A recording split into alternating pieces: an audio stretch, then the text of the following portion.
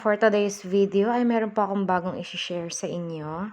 Ito nga po ay kapapasok lang ng taong 2024. At siguro naman alam na mga kababaihan na kung ano ito.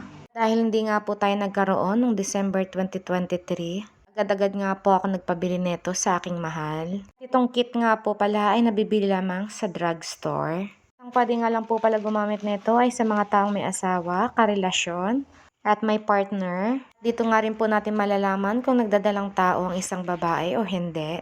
At nabili nga po pala natin yung pregnancy test kit noong January 3, 2024. Pero ginamit po natin yan ng kinabukasan January 4, 2024. Dahil mas maganda nga daw po pag kumuha ka ng sample ng urine pagising mo sa umaga.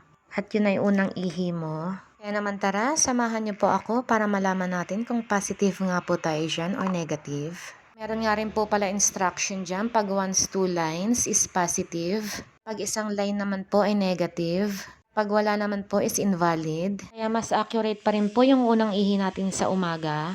Ito na nga po pala ang pregnancy test sample natin. And within 5 minutes nga po pala bago natin malaman ang results niya. And super excited na nga po pala ang aking mahal dito. Kaya naman tara, abangan po natin.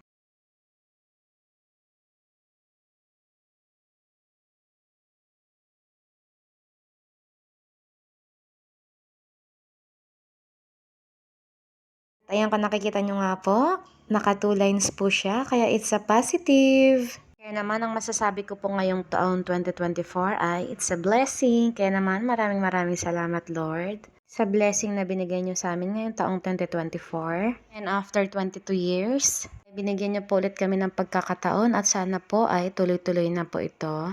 At sana ipag-pray nyo rin po kami na maging okay po kami ni baby. At sa Nanay Lita na isa rin sa pangarap niya to. Sana nanay, gabayan niyo po kami ni baby. At hanggang dito na lang po muna ang ating kwento for today's video at abangan ng susunod. Bye-bye!